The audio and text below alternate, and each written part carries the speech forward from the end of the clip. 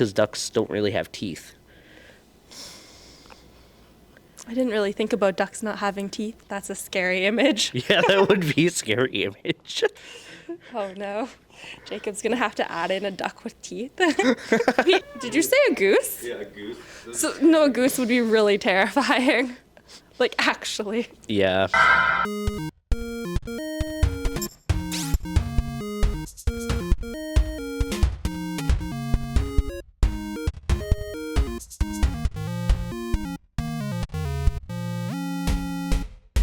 Hi everyone, welcome to Culture Bites.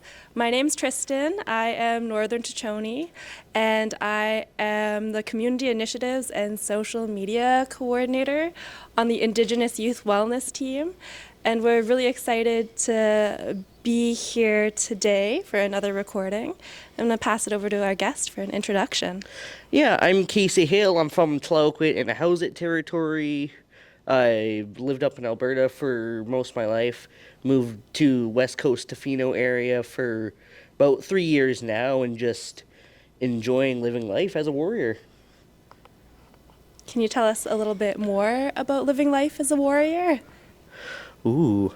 Yeah, so one big thing is me saying living life as a warrior is it's a Indigenous youth program that essentially develops leadership skills for your future life, kind of when you get to the older youth, and just also developing your outdoor skills to go out into the bush. That's so cool. So this program is called Young Warriors, is that correct? No, the Nuu-Chah-Nulth Youth Warriors.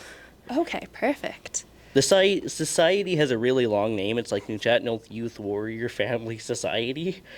It's a big mouthful to have. Yeah. Mm-hmm. Are you able to share a little bit about how long you've been part of the program?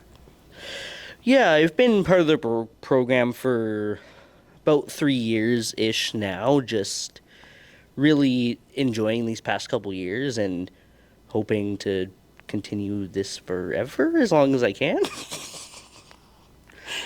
What's some of your favorite memories from the program?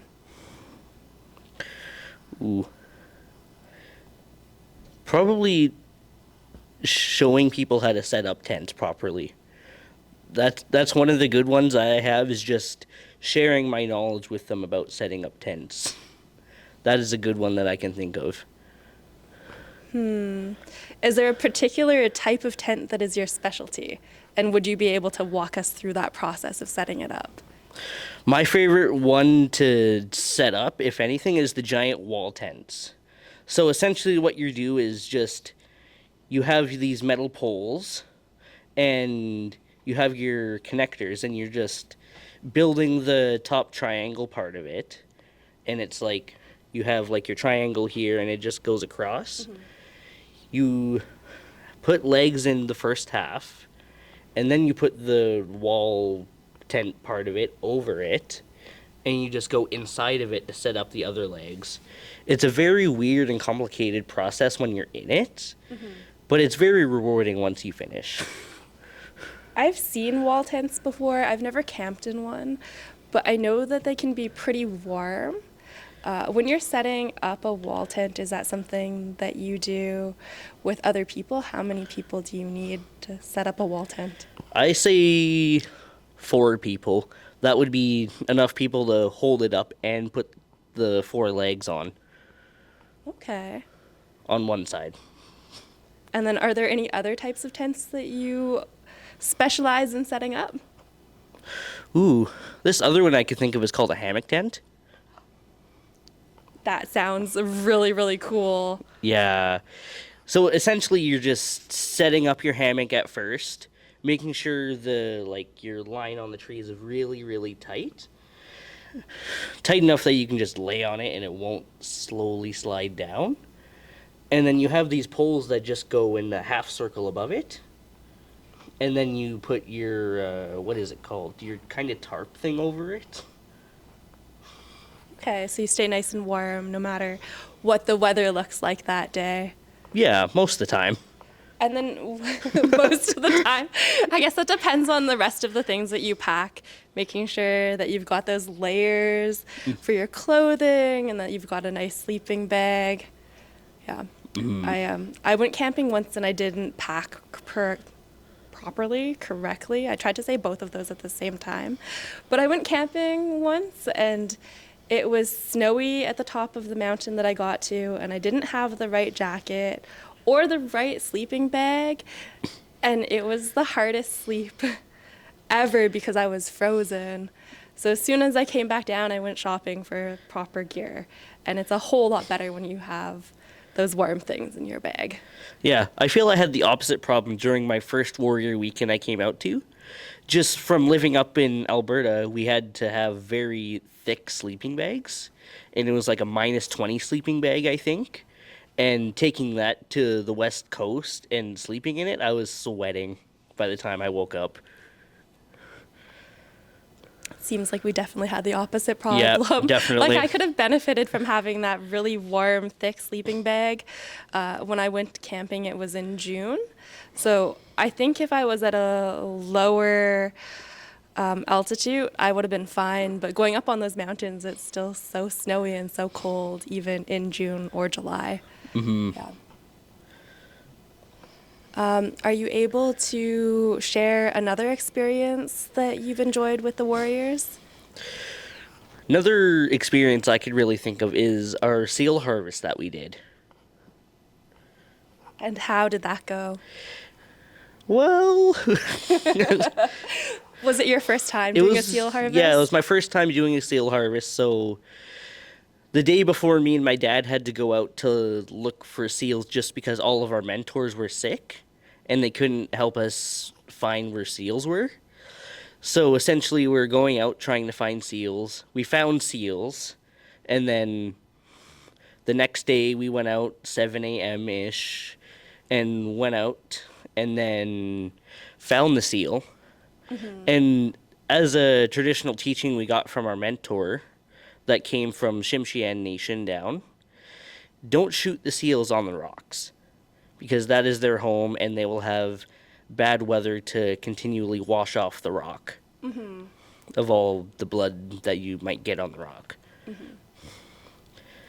And so you try to shoot the seal in the water, and there's a certain pattern to it. It's kind of like 3 bobs, and at the 3rd bob it'll have the most air in its lungs before it dives down. That's when you want to get it so it stays floating. Oh, so it floats. Yeah. That's so smart.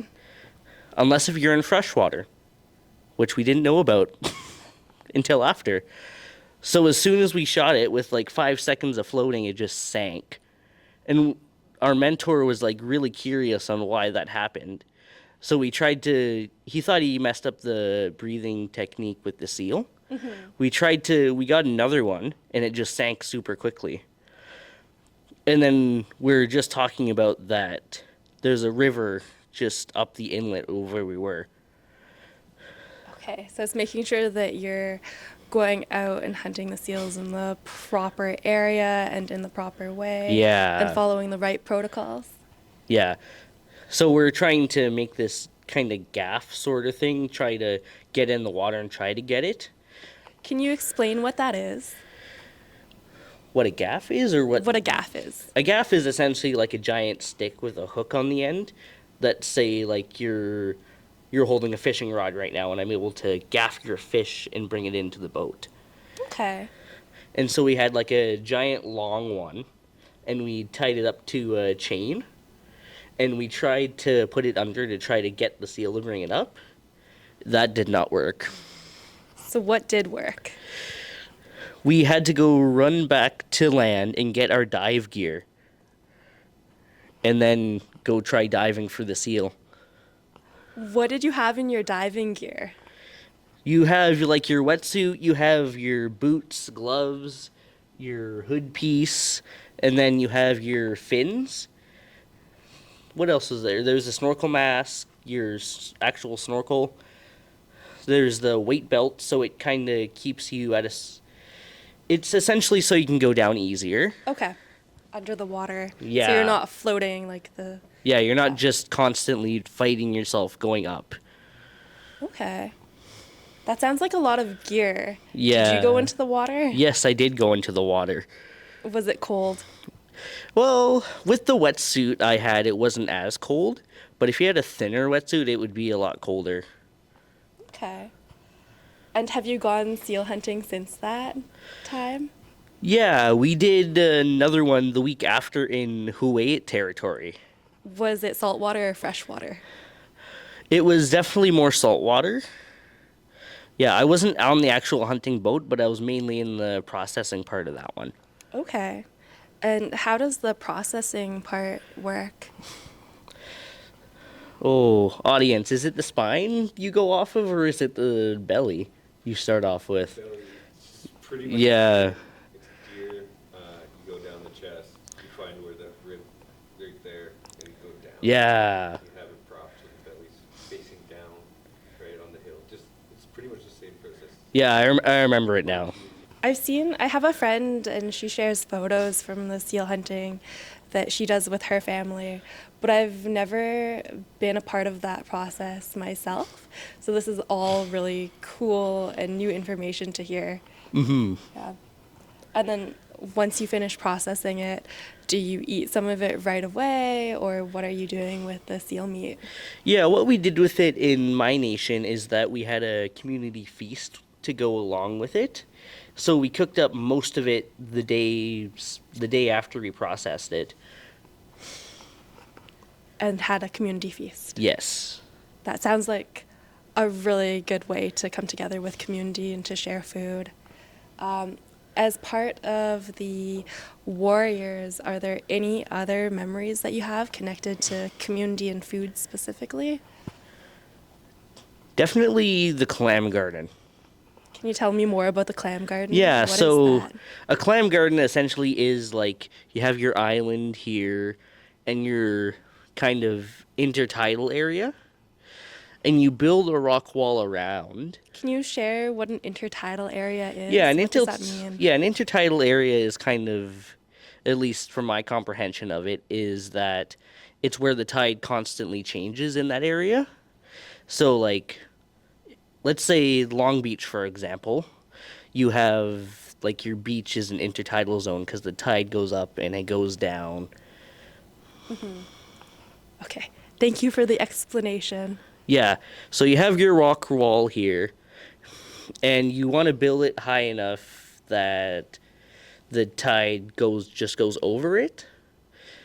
And so during the clam's mating season, the eggs will go with the tide and attach to the rocks. And it'll build its own little ecosystem of crabs, clams, little sea bugs in there sometimes too. This is kind of getting everything into the same area so that it's easier. Yeah, building a safe ecosystem that the clams can grow in so we don't have, let's say, sea otters coming in and eating all of it. How long does it take to build a clam garden? There's not really even a time thing. It's more of it always needs constant work onto it. It's kind of like a never-ending project. But the base of the wall took us about a day and a half. Okay. And then when you say constant work, is that just checking to make sure that the walls are in place, or what does that work look like? So with the clam wall, you want it to be sandy. So this is also the sand is constantly changing in it and making the wall like higher or lower. So you want to like keep adding rocks onto it to make it bigger. Okay, this reminds me of like building a sandcastle on the beach, and then when the tide comes in, it kind of knocks over a little bit of it. So you're always trying to build it up and keep it going strong. That's exactly what it's like. Okay. That is so cool. So how do you harvest the clams? Yeah, so it depends how you want to do it, but I feel the best way to do it is there's a certain kind of clam rake that's the size of the clams that are edible. So you're able to just like go down and rake the clams, and you're able to get the proper edible size ones. Okay. And then for folks who are listening, what does a proper edible sized clam, what is that comparable to? Ooh. Audience? I don't have anything off the top of my head. It's proper legal size to take home, more than it is so an edible. They're all pretty much edible. But Yeah. the size, Legal size But what take is home, the that's legal better. size? I don't know what that is. the rake is about that big, so it's about that. About like this. Something like that. Something like that. Like an inch, 2 inches? About 2 inches, maybe, yeah, or something like that. I'm not too sure, because that's just how I've always, Yeah. and that's how I showed it. Yeah. Okay. And then what do you usually do with the clams once you've harvested them? Most of the time, what happens is you just put it in a bucket, or not a bucket. You do actually do a bucket, actually, thinking about it now. You let them kind of spit out all the sand, and if they have some, like, bad bacteria in them, you have it sit in salt water to essentially let them spit it out. And then after that process is done, you put them in, like, a giant pot with water, and you're able to just let them cook.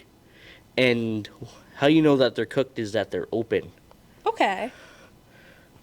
So you have all of the clams and they're open and they're ready to eat.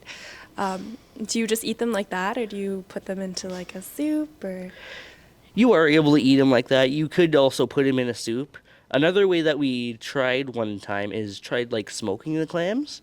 So we put them in like our smokehouses, and they just smoked, and it was like super good. It was like kind of like clam jerky.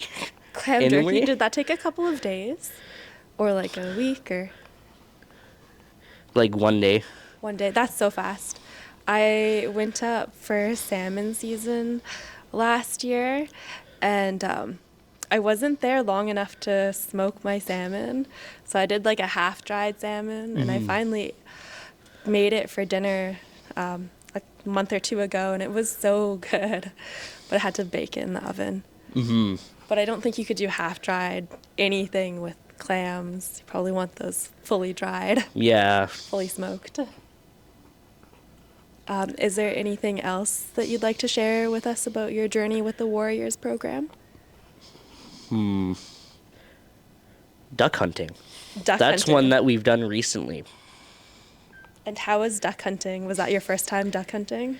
Yeah, it was my first time duck hunting. It was a really weird thing because you're essentially in an ocean kayak, and you're trying to paddle close enough to the duck, and you're able to like shoot it with your shotgun. So you're paddling, getting close enough to the duck. You drop the paddle, pick up your shotgun, and try to shoot it. And make sure your paddle doesn't run away from you. Yeah, they have like little indents in it to put your paddle in. The harder part is not drifting while you're picking up your shotgun. What type of water are you in the kayak? Salt water. Salt water. Okay. When you said duck hunting, I did not imagine a kayak at all. Yeah. Yeah, because most of the time when you're like lake duck hunting or river duck hunting, you're kind of on land, hidden in bushes, waiting for the ducks. With ocean duck hunting, you're going towards the ducks. And how many people typically go out duck hunting in the kayaks? The most in a group I've done is 3 people. 3 people? Yeah. And were you able to get a duck? Yes. And how did you prepare your duck?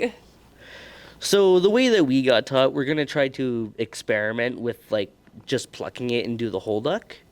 But from what we've also heard too is the fat and the skin of the duck taste like ocean because they're eating clams at the bottom and mussels. So essentially you're just plucking it a little bit, skinning it off. You take the breasts out and you take your legs off. And we also like to try to use as much as you can. So we also did the heart, the livers, and then there's this specific organ just in the ducks called a gizzard. And it's essentially kind of like a gut full of rocks Okay. that essentially process all of your food because ducks don't really have teeth. I didn't really think about ducks not having teeth. That's a scary image. Yeah, that would be a scary image. Oh no. Jacob's gonna have to add in a duck with teeth. Did you say a goose? Yeah, a goose. So, no, a goose would be really terrifying. Like, actually. Yeah. And we're back. Okay. Okay, here we go, Jacob. I don't know what happened. I'm the one charging the goose. For real this time. So, are there any other things about your journey with the Warriors that you'd like to share? One more project that I can think of right now is I help build medicine gardens in my community. So I essentially wrote the grant and budgeted the project and made sure everything was running right when we were building it. And that was your first time writing a grant, correct? Yes. And we didn't really talk about your age yet.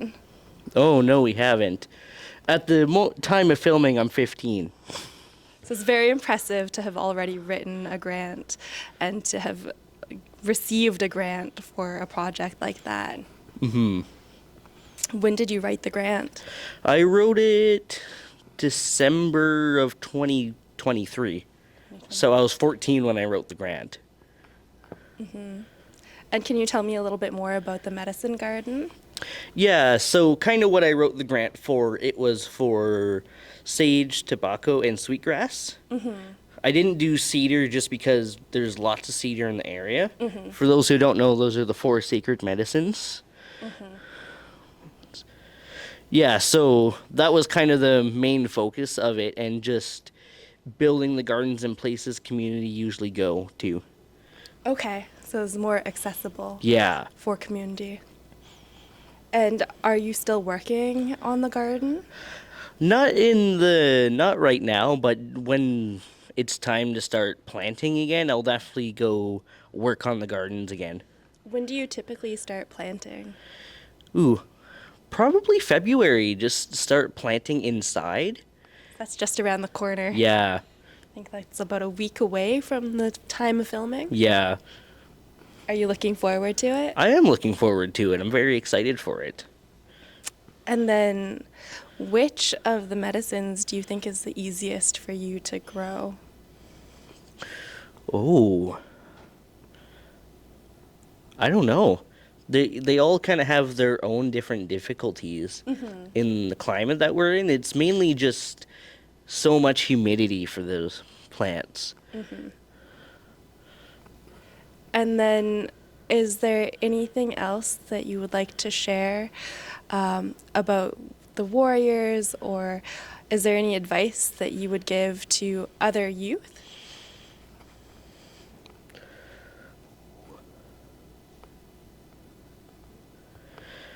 Ooh, that's a hard one, actually. There's so many different things that would come to my head. For example, is just try and see if it works. I don't. That's a lot of the problem solving with like warrior weekends is just trying to figure out the solution that works the best. Mm-hmm. And knowing that there are a lot of different ways that you could do something. Yeah. Like even when we were talking about the hunting, right? Yeah. And the harvesting. Yeah. There's different methods. Failing is learning. Yeah. Seeing our little countdown over here. I have an audience question. Yes, Ooh, audience yes. questions. I'm just curious, how did you get involved with the Warriors program? Yeah, so I was in this another program in my community. It's Muthla, and it's a Indigenous youth surf program. So the coordinator for that kind of invited me out to come surf with the Warriors. And that's how I got involved and essentially just kept coming back, cooking pizzas because I was just hungry, wanting to eat pizza. Yeah. So when you were talking about the seal hunting and diving and going into the water, you were completely familiar with being cold and being in the water from surfing. Yeah. Yeah. And are you still surfing? Definitely still surfing. That's really awesome. I think that takes a lot of skill. What's your favorite part about surfing? Ooh. Is when you're on a very nice long ride on the wave and you actually have enough time to enjoy a nice ride on it. And is it hard to catch a wave? It is and it isn't. It's not as hard for me now, but when I was first starting, it was very hard to catch waves. This reminds me a little bit about the audience, I guess audience commentary that we got just a little while ago about failure and maybe how if we are learning something, it's okay if we're not really good at it at the start. Mm-hmm. Yeah, because it sounds like you've improved a lot since you started out with surfing. Is that correct? Yeah. I still fall off my surfboard all the time, though, still. I could definitely see that happening. I tried surfing for the very first time last year, and I didn't have a proper surfboard. I had the one made out of foam, which is a little bit bigger. Oh, the and, soft tops. The yeah. soft top, so it's easier. But I still fell off of it. I think I got to the point where I could like paddle and I could catch a wave, but getting the pop up, that was really hard. Mm-hmm. But it's so much fun. Yeah. Yeah, even just laying on your belly and catching a wave that's super fast, too, even that is just so fun. So we're talking a lot about the surfing, and we talked a lot about hunting. And since I'm on that Indigenous youth wellness team, one of my favorite questions is, what do you do for your wellness? Like, how do you take care of that on a regular basis? It's definitely with, like, the surfing and the diving. It's just, especially with the diving, is you're going down, and you're trying to stay in a meditative state of relaxed. Because if you're even freak out just a little bit, your heart rate goes up, and that gives you less time underwater. I really like that, being able to take those practices and then put them into like a very practical use and like seeing how everything is interconnected. Do you have anything else that you would like to share with the youth? Nothing else right now that I can think of. But next time, Yeah. because there probably will be a next time. All right. Well, thank you so much for sitting down with us and for taking this opportunity to chat. I am so grateful because I've learned so much, and I'm sure that everyone who is listening and everyone who is watching has also learned a ton. So thank you. Thank you for having me.